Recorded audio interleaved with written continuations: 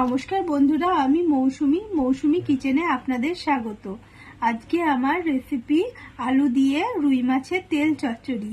এটি গরম ভাতের সাথে খেতে খুব ভালো লাগে। আপনারা ট্রাই করে দেখবেন কেমন লাগে। তাহলে রান্নায় চলে। প্রথমে আমি আলু ভাজার মতো আলু কেটে নিয়েছি। তারপরে 400 গ্রাম মতো মাছের তেল, রুই মাছের তেল আমি নিয়েছি।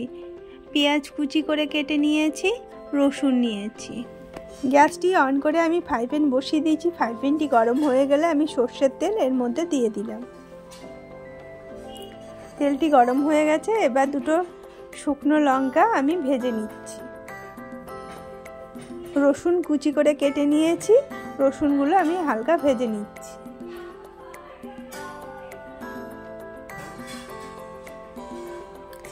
এবার পেঁয়াজগুলো আমি এর মধ্যে দিয়ে দিলাম। পেঁয়াজগুলো হালকা করে ভেজে নেব।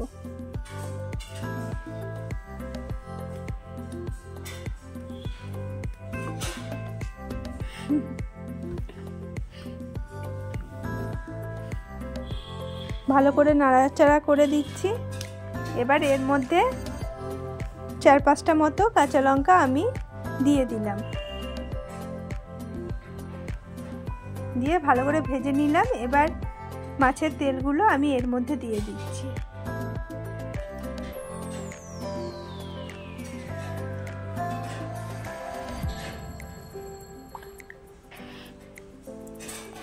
এবার ভালো করে নাড়াচাড়া করে ভেজে নিচ্ছি। ভাজা হয়ে গেছে। এবার আমি আলু ভাজাগুলো কেটে রেখেছি, আলু ভাজাগুলো দিয়ে দিলাম। পরিমাণ মতো লবণ আমি দিয়ে দিলাম, একটু হলুদ দিয়ে দিলাম।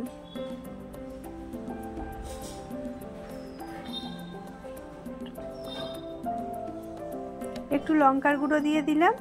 দিয়ে সব শুদ্ধ ভালো করে ভেজে নেব।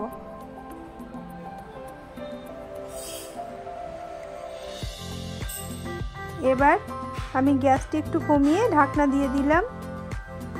ঢাকনাটা খুলে দিলাম, দিয়ে নাড়াচাড়া করে দিচ্ছি। এবার আমি ধনেপাতা দিয়ে দিলাম।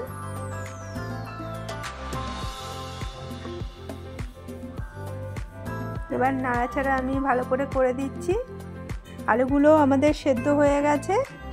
আমাদের রুই মাছের তেল চচ্চড়ি একদম রেডি হয়ে গেছে।